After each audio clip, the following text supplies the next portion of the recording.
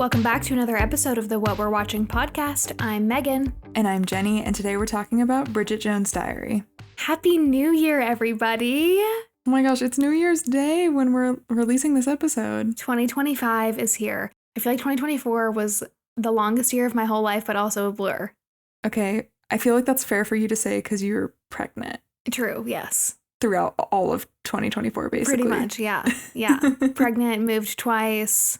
My husband changed jobs. It's been a crazy year for me. I was ready for 2024 to be finished. Yeah. Yeah. Well, it's so exciting that we're in 2025.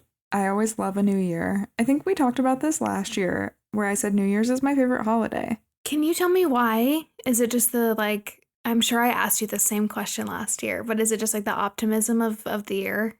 Yeah, I'm sure it's a head scratcher to people who just don't get it because it is like a weird holiday and nothing happens. Like I don't have any crazy traditions or anything for New Year's. It's just a day, but I love Mondays. I love fresh starts. I love new months. I love new months when they start on a Monday. I don't know if this is like maybe I need to get like checked for this. I don't know. I think this is also because you're a planner girl. Like you love planners and agendas, and this tracks with that. Yes, I love to plan my life. I love to set goals, and then do I reach them? No, but it's like, I think it's actually what it is my anxiety really loves to have an action plan and to control the things that can be controlled. And so that means a to-do list or, I'm going to do this challenge for 30 days and see what happens because I can control that. So yeah, I love New Year's and I love the vibe of New Year's. I deeply relate to that. The anxiety bit. Yes. And the lists. And like, I do love an excuse to refresh my motivation because sometimes I just feel like I am like permanently burnt out. I actually feel that, yes. Like, I feel like probably a lot of you guys can relate to that, but especially since graduating college and then being on just like the adult career trajectory where there are not built-in winter breaks or like celebrations or summer breaks or fresh starts. It is nice to get that as an adult. And I think New Year's is the biggest time when we get the whole, like everybody takes a deep breath and we start over. And that is nice. Yeah, not to mention, since college even, social media has changed a lot. My attention span is a lot shorter. My motivation for things outside of my obligations is like really low.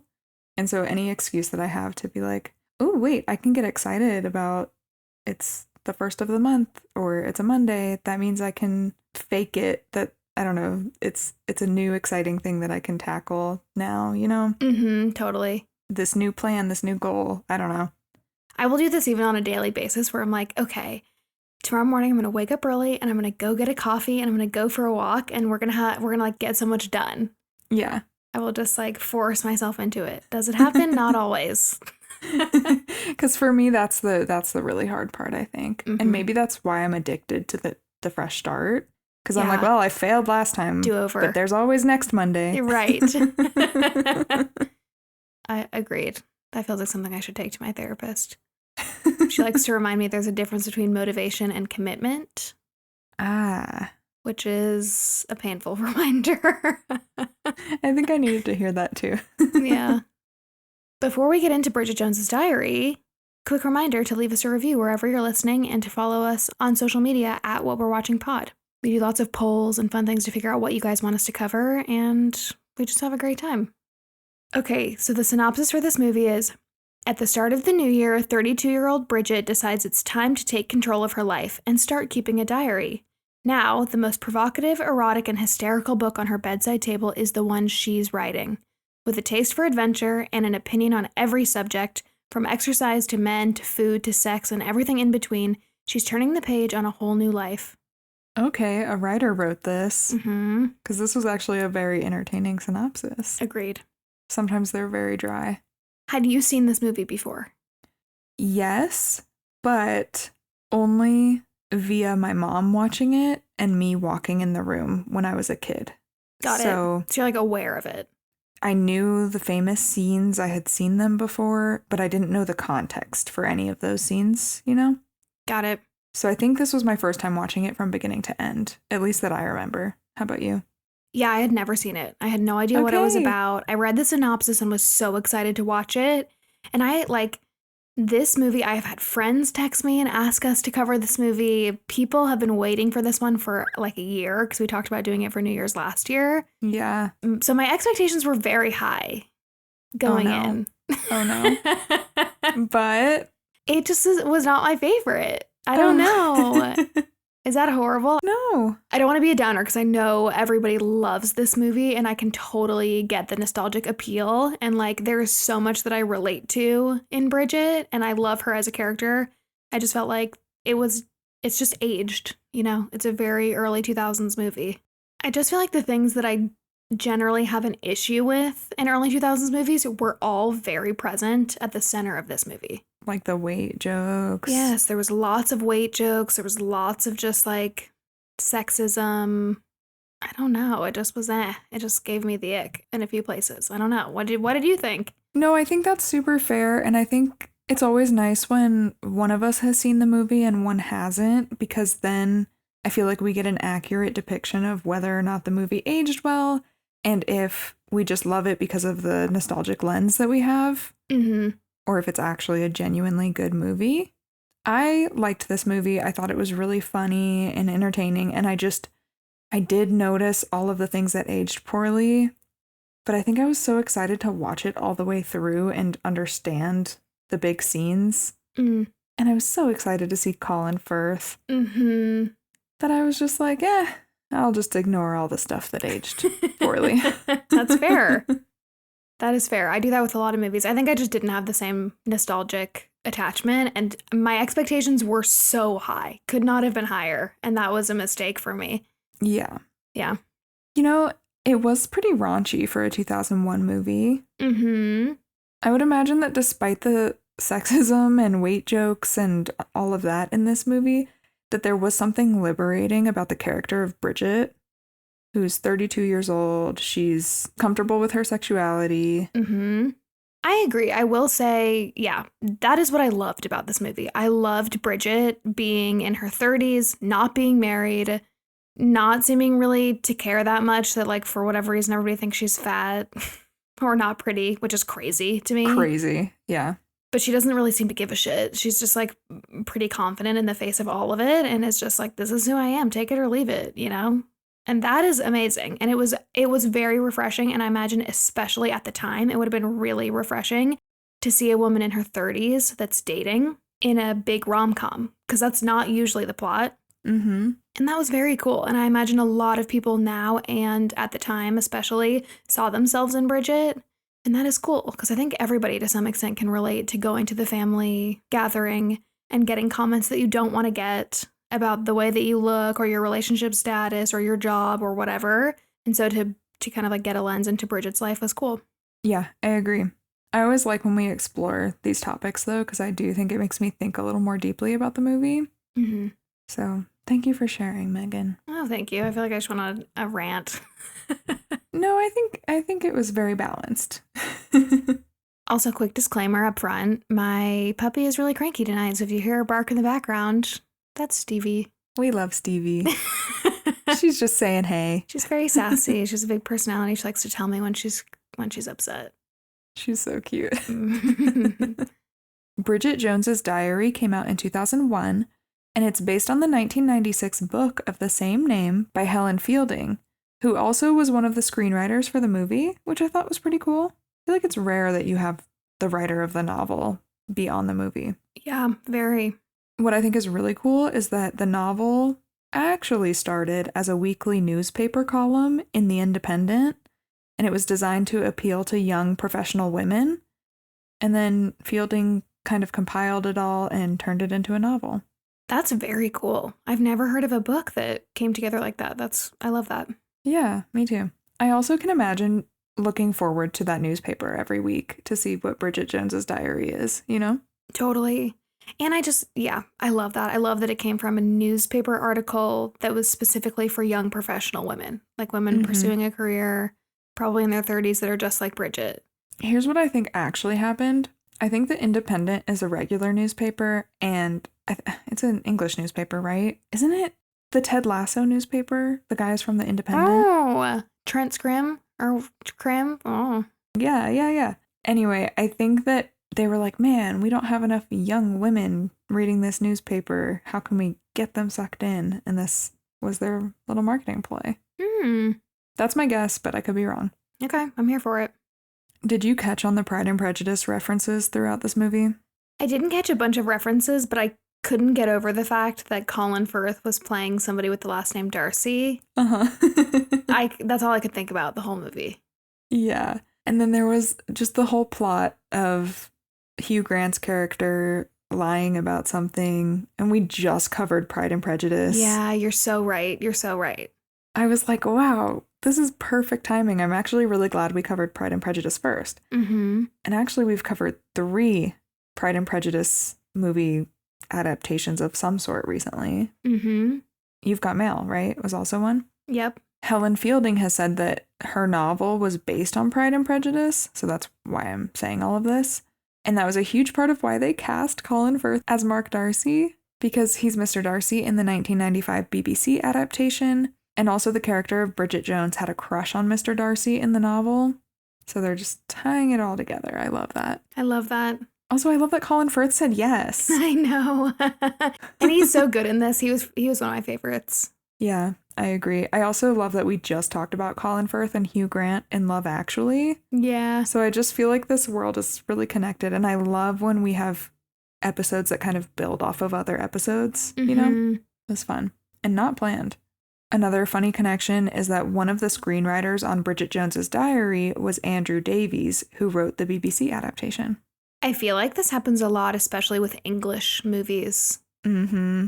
English movies and shows, we see a lot of the same cast, a lot of the same team behind them. That must be like a really fun, small community, which is cool. That's what I was thinking too, because there are so many connections. Like Emma Thompson came up in a lot of my research too. I didn't really include her in any of this, but I was like, man, we just talked about her and her connections to like 2 other movies that we were doing. So it's interesting. And going through the Love Actually cast in that episode, I feel like everyone had worked with everyone else on other big projects. Yeah. Including this one. So it's cool we're talking about it. Okay, speaking of, should we dive into the cast? Let's do it. Let's start with Renée Zellweger, who plays Bridget Jones. I don't know why, but Renée Zellweger is someone whose name I always have known my entire life, but I didn't know her face. Same. Like, I didn't know who she was. You know what I mean? Same. Totally same. People are screaming at us right now. I know. It must just be because she has such a memorable name. So if we heard it like in pop culture when we were kids, yeah, maybe we recognized the name, but we hadn't watched a lot of the stuff that she was in. I don't know. Yeah, that could make sense. Because I definitely hadn't seen anything that she was in except for snippets of Bridget Jones's Diary and one more that's animated. So how would I have known it was her? Mm-hmm. She's been in Chicago, Jerry Maguire, Nurse Betty, Cold Mountain, The Thing About Pam, and Shark Tale. Ugh, I loved Shark Tale as a kid. That's funny. I didn't know she was in it. We should do some of those movies. I feel like they're probably unhinged now. Like, if I'm thinking about the animation, I'm like, that's going to be wild, I think, to recap and rewatch. Yeah. But I would love to. I would love to know what animated movies you guys would want us to cover. Like, we got to do Shrek at some point. Oh my gosh, we have to do Shrek. But what other ones you guys want to see? Let us know. Renée Zellweger is an American actress from Texas. Did she have a British accent in this movie? Yes. Whoa, I didn't catch that at all. Like, I didn't catch that she was American. Yeah. Wow. Good for her. I know. Her father was an engineer who worked in the oil refining business, and her mom was a nurse and a midwife. We always love when people come from normal families. So she got her bachelor's in English literature from the University of Texas at Austin, and while she was there, she took a drama class, and that sparked her interest in acting. Wow. I know. She just took a random drama class and became interested and then became Bridget Jones. She's just like us, And except did an English she made it. accent. You don't see a lot of Americans doing English accents, especially not ones where you can't tell. Because we suck at it. You see a lot of, obviously the other way, you see a lot of English and Australian people and just people from all over doing American accents very well. But it's rare that it goes the other way, especially when she's talking to people like Hugh Grant and Colin Firth the whole movie. And I didn't notice at all. Okay, I need to talk about this for just a second because why do we think it is? Besides the fact that Hollywood is pumping out more movies, so obviously actors from everywhere else in the world are going to move to Hollywood, do these movies, have to play an American character. But is an American accent easier to do because you're pronouncing every single syllable? That's a good question. I don't know. Or is it just because the media that people consume, a lot of it does come out of America, and so they hear American accents more so they can replicate it more? That's what I've heard actors and actresses say is the reason, like that they just listened to American accents growing up in songs, on the radio, in movies and TV shows. So I don't know, but I assume that's most of it. Okay, yeah, interesting. I've always wondered that because the reverse is so hard. And there are so many English accents, for example. There's so many different accents, just like there are so many accents in America. And I can't tell the difference between many of them. And it's probably just because I haven't been exposed, I guess. But it would be very hard to replicate. All of our UK listeners are screaming right now. I know. Or maybe they're very interested because maybe they want to hear the other side. If you are from the UK, I would love to know what your take is on that. Why do you think that this happens a lot? Maybe we've touched on it. Maybe we've missed something. Like Americans are ignorant and just don't ever try. They're just self-absorbed. To do a good job. That could be very true. I'll accept that. Renée Zellweger worked with an accent coach for this, obviously, because she really had to get the accent down. And there was a lot of controversy when she was first cast because Bridget Jones is supposed to be a very British heroine, but her performance and her southeastern English accent were considered to be of a high standard. So I guess once she actually played Bridget Jones, people were like, okay, she did a good job. It took them 2 years to cast her, though, and some other actresses who were considered were Helena Bonham Carter, Cate Blanchett, Emily Watson, Rachel Weisz, Cameron Diaz, and apparently Kate Winslet, but I heard that Kate Winslet was only 24, so they ruled her out for being too young. But I could see a lot of those. Cameron Diaz is interesting because that's another American actress. But I could see, maybe just because she was in The Holiday. I could totally see it. Was The Holiday before this? I can't remember. I don't know. It probably would have been a similar time. I just feel like I can imagine her doing the like dating in England thing because that's what she did in that movie. Oh my gosh. Wait, that would be so fun. Yeah. Totally different character for her, though. Yeah. Renée Zellweger was engaged to Jim Carrey briefly in 1999, and we just talked about him in our Grinch episode. And then she married Kenny Chesney in 2005. Maybe this is why we've heard of her so much, because she's dated some very high-profile people. Mm-hmm. And then she and Kenny Chesney got an annulment 4 months later, and then she dated Bradley Cooper from 2009 to 2011. Wow, yeah, so lots of high-profile relationships. Yeah. Okay, now let's talk about our favorite, Colin Firth, who plays Mark Darcy. Oh my gosh, I love talking about Colin Firth. Me too. I hope nothing bad ever comes out against him. I'm sure that because we love him and we talk about him so much, something heinous is going to come out in the news. But oh my gosh, don't say that. I just like to believe that he is great. Me too, I get it. Also in this movie, he's just precious. Yeah, he is. Like, even though he's playing kind of a Mr. Darcy type character, he's so lovable. I couldn't hate him. No, I couldn't hate him. No. Even though for some reason Bridget hates him, I couldn't. I think she only hates him because of Hugh Grant's lie. I think. Oh, and because he was rude like one time.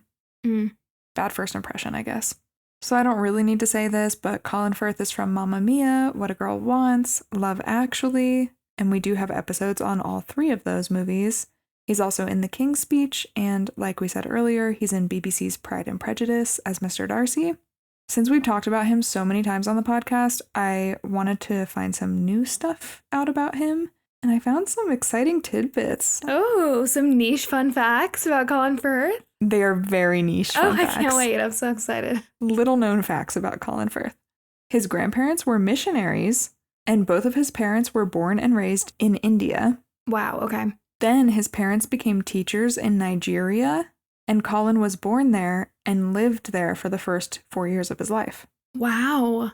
Is his family very religious? He said in an interview a while back that though his grandparents were missionaries, and I want to say his dad was like a priest or something. There was something religious about his dad, but he basically said his mom was kind of more woo-woo and spiritual. Okay. And his dad kept everything kind of close to the chest. And he said that he didn't really grow up religious. Got it. So I don't think they really explored it as a family very much. But yeah, I thought that was interesting. Very. He's published some short stories and books, and most of the proceeds seem to be donated to causes that he cares about, which I thought was cute. Nice. Love that. And he said, writing has been a hobby of mine for years. I enjoy it. I love storytelling. I read and I like to write and think things up. I've never had a huge ambition to be published, so it has remained a kind of hobby. I sometimes exchange stories with friends. Sorry, that's so cute. Why is everything he does so endearing? I shouldn't be like, oh, he writes books and donates to charity. Cute. Because that's not cute. That's just important, and that's great. But for some reason, because it's Colin Firth, I'm like, oh. I think because we're also seeing very young Colin Firth in a lot of the movies that in Love Actually and this. We see him be young and endearing, or we see him be like adorable girl dad. Yeah. Exactly. Yeah. His characters are just what we really love. We just love a girl dad. I think it. That's so true. It is. We just talked about this in Pride and Prejudice too. Yeah. The sucker for a girl dad. So yeah, he said, I sometimes exchange stories with friends. I have a couple of friends who also write a little bit, and it's often been just to appeal to somebody's sense of humor as much as anything else. And it kind of reminds me of you and me with writing. It's like we just share with our little writing group, and it's been a while, but... Colin Firth, he's just like us. He's just like us. No, that is very sweet and endearing. I love to think that some celebs are doing what we do, which is like, come up with a little story, tell it to my friends. He doesn't care that it ever gets out. Yeah. And I think a lot of people do things so that other people will see it. And so it's nice to hear about a hobby he has that nobody else will really see. Or I know he's published some things, but I don't know. It sounds like he does it just for fun. Whereas acting, everybody sees that, you know? Yeah, totally. Okay, and then I have a wild card to throw at you. In 2010, he commissioned research to scan the brains of volunteers, and they were mostly college students. He wanted to see if there were structural differences between conservatives and liberals that might account for their political leanings. And? He was listed as an author on the academic paper, so I don't know what the extent was of his involvement with this, if he just paid for it or asked for it, or I don't know what he did. I feel like that's a big deal to be... An author? Yes, to be credited in an academic journal. Yeah. Like PhD students a lot of times like will submit to a bunch of journals to try to get published, to then be able to put that in their like portfolio, whatever the equivalent of that is. Mm-hmm. Whoa. Okay, yeah, well, so he was an author of this paper. And Robert, I was telling him about this because I was like, oh my gosh, guess what I just found? Colin Firth did this study. I told him about the study, and Robert goes, oh yeah, the brain political study. I didn't know that was Colin Firth. I was like, how did you know about this study? So maybe you guys have heard of it too. I don't know, but I had never heard of it. Yeah, no. What did it find? Do you know? The study suggested that conservatives had a more developed amygdala, which is involved with fear processing, and liberals had a more developed anterior cingulate cortex, which is involved in decision making. Interesting. And they said that they were able to replicate this study, and there was some stat that I read that they think they would be able to determine with 70% accuracy if someone was conservative or liberal based on a brain scan. Whoa. Isn't that crazy? That's crazy. That's fascinating. Yeah. Another thing I'll say about Colin Firth and this study that's interesting, I don't really have a good grip on like UK politics. I don't know anything about that really except for Brexit, but I saw that kind of flip-flops back and forth between what he supports. No, Jenny. No, don't tell me that. But I think it means different things. Oh, you mean in England? Yeah. The party that he supports. Got it. It's like the Green Party, or it's the Liberals, or he says he's conservative. Like I've seen a few different things, so I actually don't know what his political views are. Got it. Okay. Interesting. And I just don't have enough context for UK politics to even know what it means when he says any of that stuff. But it did spark an interest, and I actually did start looking into it, so. Oh. Stay tuned, everybody. Stay tuned. I'm educating myself. Okay, back to Bridget Jones. In the book, Bridget Jones had a huge crush on Mr. Darcy in the BBC series, like I mentioned earlier, and he was played by Colin Firth. Wow, so she had a crush on Colin Firth's Mr. Darcy, not just I was imagining the Mr. Darcy in the book. But no. Okay. I love that. She had a crush on Colin Firth, and then they cast him in the movie. That makes it even better. I know, I love that. And then he was asked about what he thought about the book and him being the crush in the book. And he said, well, you can't not be enormously flattered to start with. To have made it into fiction, into popular fiction, feels like quite an achievement. In fact, it's one of the biggest accolades I think modern society can accord you, is that you now become part of the general canon of popular reference points. It was delightful. It didn't happen suddenly because this thing had been growing as a diary column for some time, but I was absolutely thrilled. I felt immortalized. Okay, last but not least, let's touch on Hugh Grant, who plays Daniel Cleaver. He's also in Love Actually, like we mentioned, and we covered him there.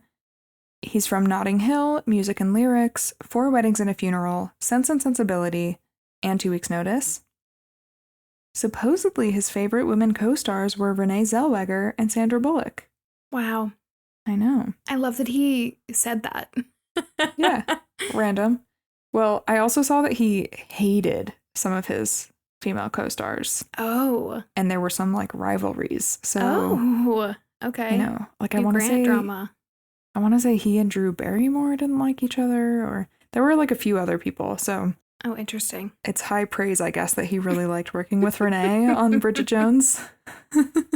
And then this is a little bit about his personal life. He was dating his co-star from the movie Ramondo al Viento, Elizabeth Hurley, for a long time. They dated from 1987 to 2000. And in 1995, he had a huge scandal that I saw in multiple places. So some people might remember this who are listening.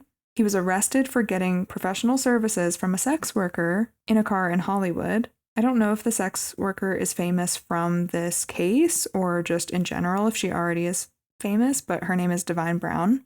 And despite this affair that he basically had that was super duper public while he was dating Elizabeth, they stayed together for 5 more years and they're still really close friends.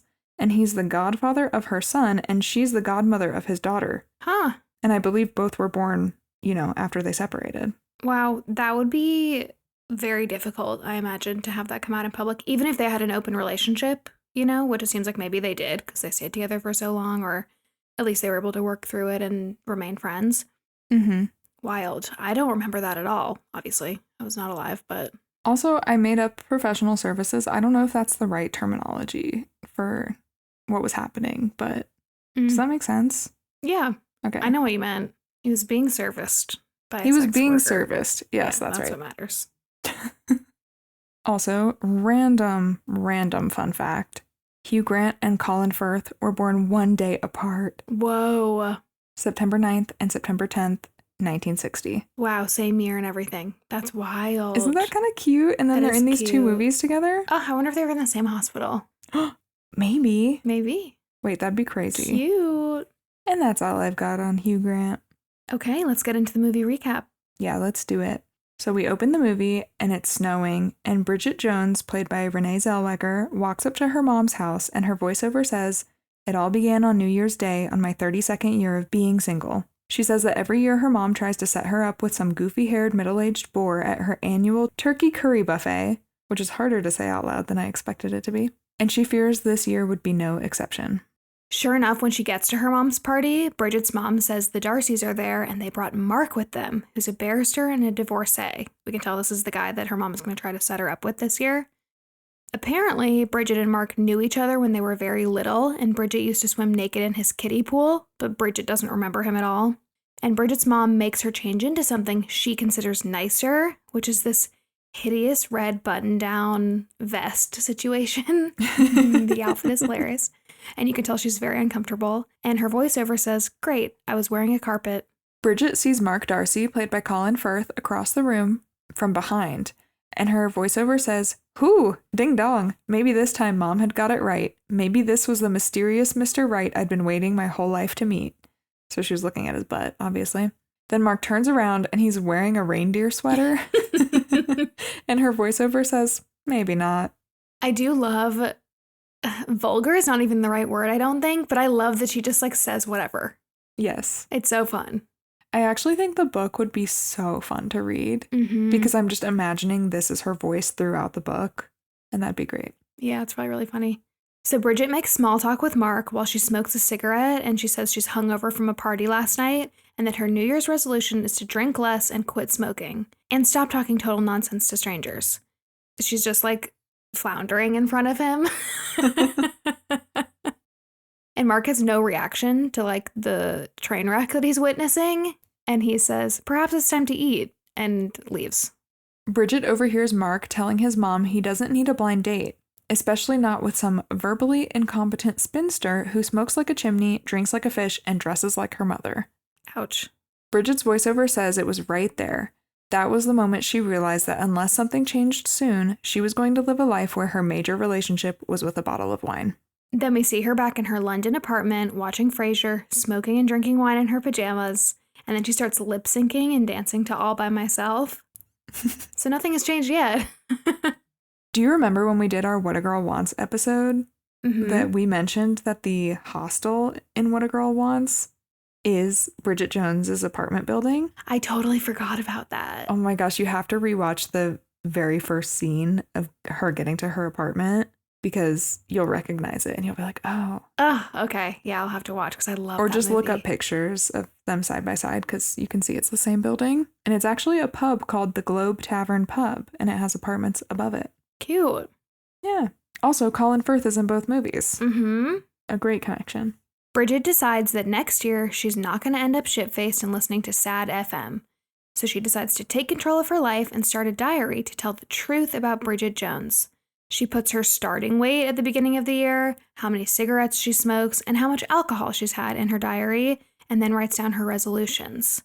Resolution number 1 is to lose 20 pounds. Resolution number 2 is to find a nice, sensible boyfriend to go out with and not continue to form romantic attachments to any of the following: alcoholics, workaholics, commitment phobics, peeping toms, megalomaniacs, emotional fuckwits, or perverts.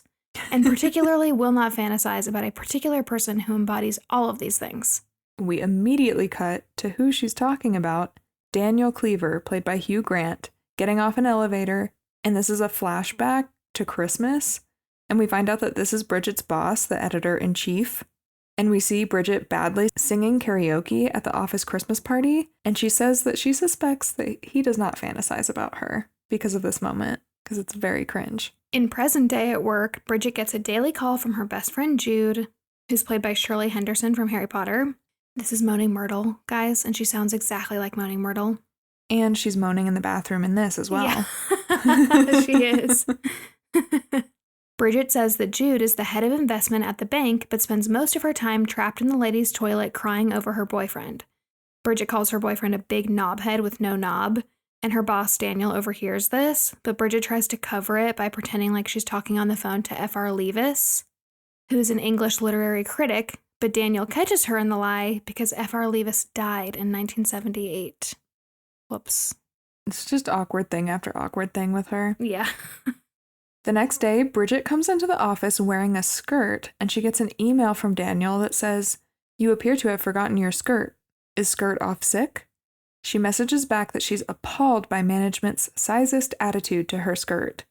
And you can tell she's actually very thrilled that he's emailing her. This confused me so much because I feel like what I had gotten from the previous scenes were that she kind of pined after him, but he was so uninterested. And then for him to initiate the flirting, which I guess makes sense in like the power dynamic structure. But then I was like, oh my gosh, do they have this long-standing thing? Do they like hook up? Like, is that what this like casualness comes from? Anyway, I was just surprised. There was a moment when we were at the Christmas party seeing her do karaoke really poorly, and he kind of noticed her, and I don't know if he did a double take or if there was something in his eyes though that was like he noticed her in that moment and he was maybe a little bit amused. And then In this scene, they're back at work after New Year's, and the F.R. Leavis one I'm talking about, I think he noticed her again. Like they had a conversation. I just got the sense that he maybe never even noticed her prior to this. And then she wears a skirt to work the next day, and he thinks that's like game on. Which is so gross. Yeah, gross. But she likes it, so I don't know. She did, but that's fair though. She's like, maybe they just have the same flirting style. I don't know. Yeah. I think maybe we're supposed to like fill in the blanks here that they have been flirting. Like they've always maybe had a flirty relationship. Ooh. Maybe they haven't hooked up, but they have always flirted, or at least since Christmas. Yeah, she did list all of those bad things about him, so. Right. You could be right, yeah. So Bridget tells herself that she actually needs to find a nice, sensible man and will put an end to the flirting. First thing tomorrow. But first thing tomorrow, she's wearing a see-through shirt and their email flirting continues. So she does this on purpose, obviously, to like try to bait him into continuing to message her at work. And then it progresses past emailing, and Daniel grabs her butt in the elevator, and he asks her out to dinner in a couple of days, and she plays it cool and says, let's see, but we can tell she's freaking out inside. Then we see Bridget wax her whole body and try to decide which underwear to wear to the book launch tonight, the thong or the grandma panties that will hold her stomach in, and she opts for the grandma ones. At the book launch party, Bridget purposely tries to ignore Daniel to play hard to get, but she runs into Mark Darcy there. She also meets his work colleague Natasha, who's played by Embeth Davidtz. She's Miss Honey in Matilda.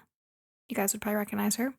We immediately can tell that Natasha is a snobby attorney that works with Mark, and Bridget's coworker takes Natasha aside and tells her that Mark is attractive, and Natasha tells her, just give me time. So now we know that Natasha is pursuing Mark. Bridget gets up to announce the book, and she's really awkward while introducing Daniel's boss, Mr. Fitzherbert, because she has to stop herself from calling him what she usually does, Mr. Tits Pervert. Daniel comforts her after and takes her out to dinner, and Mark Darcy watches them leave. At dinner, Daniel asks how she knows R.C. Darcy, that's what he calls him, and we find out that Daniel was Mark's best man at his wedding. Remember, we recently learned that Mark is now divorced. And Daniel says that he made the mistake of introducing Mark to his fiancée. And we see this brief glimpse of Daniel walking in on Mark and his fiancée, and Daniel says that he's never been able to forgive him. And so Bridget calls Mark a nasty, dull bastard. After dinner, Bridget and Daniel kiss and then go back to his place. Then he sees her enormous grandma panties, and she gets embarrassed, but he says that he likes them, and they giggle. The next day, Bridget has a pep in her step as she's walking around, and a billboard says that she lost 5 pounds and has replaced food with sex. I actually thought his reaction to her undies was cute. I did too. I was like, he doesn't care. Yeah. So nice. That was kind of a nice contrast to her deciding and being like, do I wear the granny panties like to suck in my stomach because then he's going to like me more? Which I was just like, Jesus, I hate this. Mm-hmm. But then to see him be like, oh, I love it, was kind of cute. I think we could see why he was so hard to shake off. Mm-hmm. Like why he was so charming and likable, you know? Yeah. In bed the next morning, Bridget asks if people will notice at the office, and he tells her to slow down because it's only been 2 days. She is unfazed by this, and her phone rings and she answers it. Bridget Jones, wanton sex goddess with a very bad man between her thighs. Mom, hi. Then Bridget heads to where her mom works. It's either the mall or like an airport mall. I couldn't really figure it out. And we get the famous quote, "It is a truth universally acknowledged that when one part of your life starts going okay, another falls spectacularly to pieces." She goes to her mom's work, and Bridget's mom talks about how she's in the winter of her life and has nothing of her own, no real career and no sex life. Her mom mentions someone named Julian who tells her that she has potential as a shopping channel presenter, kind of like QVC is what I was getting from that. And then we see her leave her work with Julian. And Bridget's parents are married. Mm-hmm. Yeah, I think Bridget is alluding to when she says that another part of her life is falling apart, it's her parents' marriage. Yep. Then a few weeks later, Bridget comes home to find her dad a wreck, watching Julian and Bridget's mom on the shopping channel network together. And we find out that Bridget's mom has left her dad for Julian. Sad. Bridget's parents are both in Harry Potter. Did you recognize them? No, I didn't at all. Okay. Oh, wait, I recognized her dad, but not her mom. Yeah, her mom is Gemma Jones, who played Madame Pomfrey. Wow. And her dad is Jim Broadbent, who played Professor Horace Slughorn. Love it. Daniel and Bridget are invited to a family, quote, Tarts and Vickers costume party, and they decide to turn it into a holiday weekend together, so they go out of town for a few days. And Bridget is convinced it's true love. But at the inn, they run into Mark, who was also invited to the party, but brought Natasha so that they could work over the weekend. We see Natasha and Mark doing work in a paddle boat, and meanwhile, Bridget and Daniel are also in paddle boats, and they're having a blast. And Mark watches them longingly. That night, Bridget asks if Daniel loves her, but he distracts her by having sex with her. He's just, not interested in having an emotional conversation. And the next morning, he says he has to head back for a work thing that came up, and he can't stay for her family's party anymore. And she says she doesn't see what could be so important, but then he tells her that the company is in trouble. So Bridget goes to the party alone, wearing a Playboy bunny outfit, because she thought it was supposed to be the Tarts and Vickers party, which means prostitutes and priests. But when she gets there, everyone is wearing fancy garden party clothes. We find out that the theme changed and no one told Bridget. What a switch. Also, wasn't it so Legally Blonde and Mean Girls to have this bunny costume? Yes, absolutely. And something where someone doesn't understand what the party is supposed to be. Mm-hmm. Literally all 3 movies, same. And they all came out around the same time. Mm-hmm. Very close. At the party, Bridget finds her dad dressed as a priest, smoking alone, so he wasn't told about the change either. And he's very upset about Bridget's mom and Julian, who are also at the party. Then someone asks about Bridget's boyfriend and hopes he's good enough for Bridget. Mark says that he's definitely not. Bridget says she's sure Daniel would say the same about Mark, given his past behavior. And Mark is really confused by this. He doesn't know what she's referring to. Then Natasha calls him away before they can finish their conversation. And after the party, Bridget goes back to London to Daniel's place. And she finds his colleague Laura, who just flew in from America, naked in his bathroom. I actually loved that she trusted her intuition on this, because there were a couple times she almost didn't catch that Laura was there. Yeah, she kind of has to open a bunch of doors in his house to find her. She almost leaves, and then she's like, oh, no, wait, something is so off here. Mm-hmm. And I loved that. Bridget walks home alone and upset in her bunny costume. Then at work, Daniel says that he and Bridget are the same, 2 people finding it very hard to commit. This is so gaslighty, I hate it. I know. He says with Laura, which I don't know if her name is Laura and he's just British saying it Laura, or if it is Laura. I don't know. But he says with her it's extraordinary, and it's something to do with her youth and confidence. Gag me. This is where Bridget realizes that he hasn't only just met Laura yesterday like she thought, and that he's known and had a thing with her for a while, and now Daniel tells her that they're engaged. Oh my gosh. So annoyed. Kill. I still don't know how he stacks up in our list of men in these movies that we don't like. Ugh. He's not good. No. But Jon Favreau in Couples Retreat is still bad. And Alan Rickman in Love Actually. Yeah. But maybe after them. Maybe, yeah. Bridget wallows at home and decides she can choose to give up and be a spinster or not. We get a montage of her working out, throwing out her cigarettes and vodka. She replaces her What Men Want type of self-help books with Life Without Men and those kind of books, which I love. She also starts job hunting in television newscasting, but she bombs her interviews until she's honest with one very skeezy interviewer about shagging her boss, and he hires her. Then she tells Daniel that she quits, and he tries to convince her to stay, but she says, if staying here means working within 10 yards of you, frankly, I'd rather have a job wiping Saddam Hussein's arse. Another famous quote. Love. Mic drop. And the rest of the office watches this, and they think it's hilarious, and Bridget leaves like a hero. I love a good 2000s rom-com where the girl snaps back at the guy like this. Mm-hmm. Like, I'm thinking of Legally Blonde. I'm thinking of Bring It On. Mm-hmm. I love it. This reminded me so much of the scene in Legally Blonde where Elle Woods is like, if I'm going to be a partner at a law firm by the time I'm 30, I can't have a bonehead like you as my boyfriend or whatever. Yeah, and then just walks away and somebody high fives her. That's this moment, which I love. 100%. That's what I was thinking of too. Mm-hmm. At her new job for TV news, Bridget's skeezy new boss makes her slide down a firehouse pole in a firefighter's outfit and skirt, and the camera people get a close-up of her butt on the news. And Bridget now feels like she's the national laughingstock because there's just this, it's almost like a GIF. Just it replays over and over again of her butt just getting close to the camera. Yeah. It's so horrible that they did that. Horrible. Then Bridget goes to a friend's dinner party where she's the only person without a date. And Natasha and Mark are actually there together. And she admits at the dinner table that she's no longer dating Daniel. And all the couples are kind of weird about this and they shame her for being single in her 30s. Rude.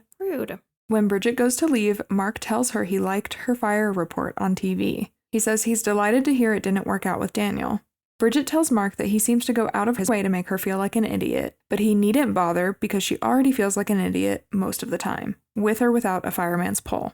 He apologizes and says he doesn't think she's an idiot at all. Then he says despite all her faults, like her being a bad public speaker or saying whatever's in her head, that he realizes when he met her at her mom's turkey dinner, he was rude and wearing a reindeer jumper his mom had given him. But he says despite appearances, he likes her very much, just as she is.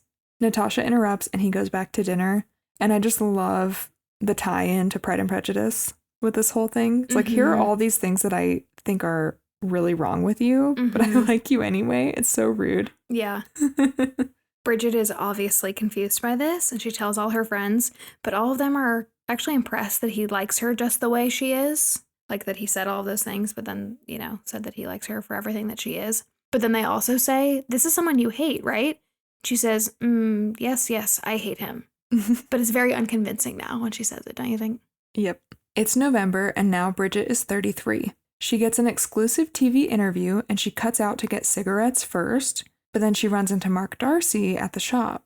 She says, "Hi, you like me just the way I am." And then she finds out the person she was supposed to interview has left, and she's afraid that she's going to be fired for missing out on the opportunity to interview him. And then Mark says, actually, no one got interviews because he's the defendant's lawyer, and he told him not to give any interviews. But then he sets it up so that Bridget can have an exclusive interview, and she nails it, and her boss is very happy with her. This is also so satisfying because I feel like it helps Bridget change her image to be a more serious journalist because she's sitting down with this lawyer and this defendant in this case as opposed to doing the fire pole slide, So I love this for her. And I love that Mark helps her do this. Yeah. Then Bridget tries to cook her own birthday dinner and she is struggling. Cooking is not her strong suit. And her mom calls her and we see Julian being mean to the mom. And she says, "Between you and me, I'm not entirely sure that Julian isn't a bit of shit." But Bridget tells her that she doesn't have the time. And then there's a knock on her door and Mark is there. He's come to congratulate her because her interview helped free the defendant. And we also learn that he remembers her from when they were kids. And he helps her kind of salvage the disastrous dinner that she's making for her friends. And then he joins them for her birthday dinner. And we actually see him kind of like loosen up and smile at the dinner. It's actually really cute. Then Daniel crashes the dinner because he thought she might be on her own for her birthday. And he privately tells her he can't stop thinking about what an idiot he's been. This is such a douche move. I know. He's like, I just assumed you'd be alone. To be like, I figured no one would be here. Bro. He privately tells her he can't stop thinking about what an idiot he's been. He said it was just moving too fast and he panicked and that he needs her. He says he and Laura are over and she dumped him when she realized he hadn't gotten over Bridget. They almost kiss, but Mark interrupts and says that he's going and he leaves. Then Bridget confronts Daniel and asks why he's actually here. And then Mark comes back inside and tells Daniel to meet him outside, like to fight. And when they get outside, he punches him in the face twice. Mark punches Daniel in the face twice. Bridget's friend goes to the restaurant next door and tells everyone that there's a fight, not to get help, just to tell everyone they should come watch it. And then the two men fight in the street while everyone is watching and everyone is cheering them on and It's Raining Men is playing. And their fight goes all the way into the restaurant. They end up stopping to sing happy birthday to somebody at the restaurant. And when they resume fighting, they bust through the restaurant window. It is crazy. Chaos. But so much fun. Yeah. I love this whole part. Me too. Then Mark knocks Daniel out and Bridget confronts him for acting all moral. The subtext here is that she thinks that Mark had an affair with Daniel's fiance, right? But she doesn't tell Mark that she thinks this. And so Mark is kind of hurt a little bit and he says that he misunderstood what was going on between them and he leaves. Then when Daniel comes to, he says they belong together And if he can't make it with her, he can't make it with anyone. She says, "That's not a good enough offer for me. I'm not willing to gamble my whole life on someone who's not quite sure." Which again was giving Legally Blonde. Mm-hmm. And then she leaves him in the street. It was very satisfying. Love this. And again, I think a lot of women probably just see themselves in this situation because, like, sometimes you gotta leave twice. Sometimes you break up and get back together and, you know, and that's okay, even though that's a mistake, and you can do it again. Mm-hmm. Then it's December 25th, so it's Christmas, and Bridget says she's at her highest weight and has consumed the most amount of alcohol we've seen so far. She and her dad watch her mom on the shopping channel, and you can tell her mom is not happy with Julian anymore. And then her mom walks through the door as they're watching, and she says that Julian had a filthy temper, and she asks if Bridget's dad will give her another chance. And he says he just doesn't know now. But then he says that he's joking, and he hugs her, and he says, "I just don't work without you." It's actually so very cute. Yeah.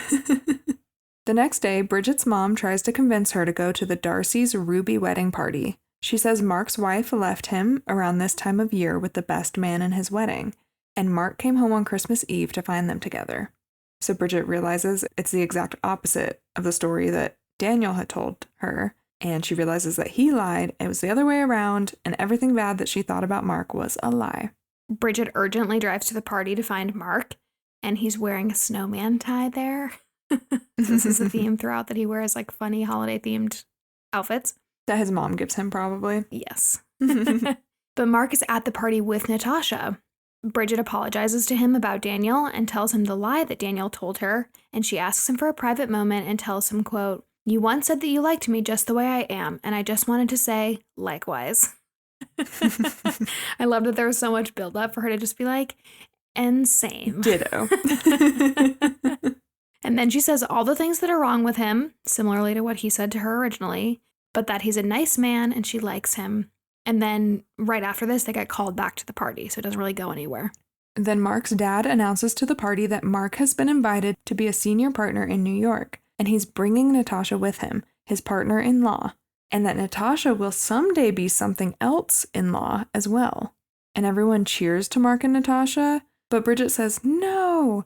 And she covers and says, "It's just a terrible pity for England to lose one of its top people." And then she excuses herself. Poor Bridget. Then Bridget goes home and Mark goes to New York, and Bridget's friends surprise her with a trip to Paris to help cheer her up. But while Bridget looks for her keys outside her apartment, Mark shows up, and he says, "I just wanted to know if you were available for bar mitzvahs and christenings as well as ruby weddings. Excellent speech." He says he realized that when he got to New York, he forgot something back home. He realized he'd forgotten to kiss her goodbye. And she says, "So you're not going to America then? You're staying here?" And he says, "So it would seem." And then she tells her friends she's not coming to Paris, and Mark and Bridget go up to her apartment. While they're there at her apartment, she panics, tells Mark to read something and like keep himself busy basically, and then goes to change her underwear before they kiss. She doesn't want the same mistake happening twice. While he's waiting, he finds her open diary and all of the mean things that she wrote about him in the past. He leaves and slams the door behind him. And then Bridget walks in and sees the open diary and realizes that he saw her entry that said, "I hate him, I hate him." So she runs outside in the snow in her tank top, tiger-striped underwear, sneakers, and a cardigan that she just grabs and throws on, and she chases him down in the snow. When she catches up to him as he comes out of the store, she apologizes immediately and says everyone knows that diaries are just full of crap. And he says he knew that, and he holds out a new diary and tells her that he was just buying her a new one so she could make a fresh start. And so they hug and they kiss in the snow. Wait, I think this is why I like this movie, because he gets me. Yeah. Give me a new journal. Yeah. And tell me that it's for a fresh start. Okay, I'm in. She says, "Wait a minute. Nice boys don't kiss like that." And he says, "Oh, yes, they fucking do." And they keep kissing. And then text appears on screen that says the end, and then it gets crossed out and it says the beginning. I actually love the end of this movie. Yes. I know we're not quite done yet, but like when it ended, because Brian watched this with me, I was like, you know, the whole movie, my expectations were really high. I feel kind of medium on it, but the ending is amazing. And he agreed. Oh, good. Then the end credits have childhood footage of Mark and Bridget, and you can tell Mark was always paying attention to her, like even when she's stuffing her face with chocolate cake or sneaking alcohol or putting cigarettes in her mouth. He like notices her.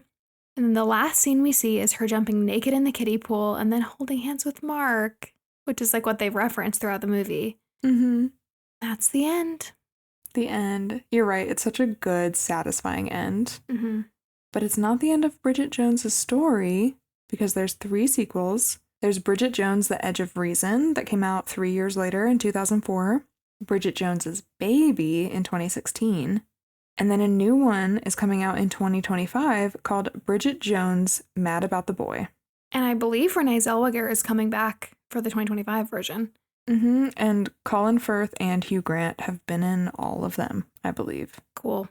Although I don't want to give any spoilers away, but some, to a lesser extent than others, are back. You know what I mean? Yeah. In 2009, it was reported that there would be a musical with music written by Lily Allen, who you guys probably know for her song Smile. She's also married to David Harbour, a.k.a. Eleven's dad in Stranger Things. Oh my gosh. Wait, I totally forgot that. Mm-hmm. But I watched their house tour. Did you watch that one? Mm-mm. On Architectural Digest. Oh, I need to watch it. I love those videos. I actually really liked their house. Thought it was cool. Nothing has happened with this musical so far, and it's been so many years that I don't really know if anything is going to happen with it.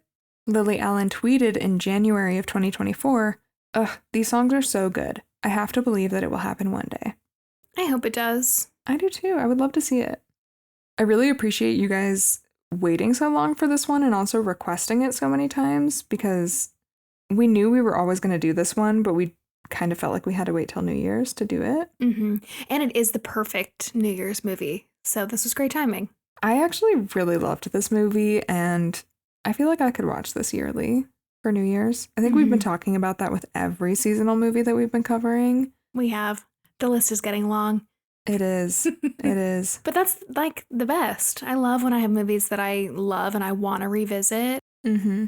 Well, anyway, I hope you guys have a wonderful 2025, and thank you for sticking around with us through the new year.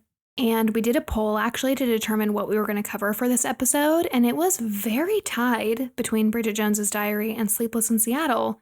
So guess what? Next week, we're talking about Sleepless in Seattle. Get ready. Thanks for listening, and we'll see you next week. Bye.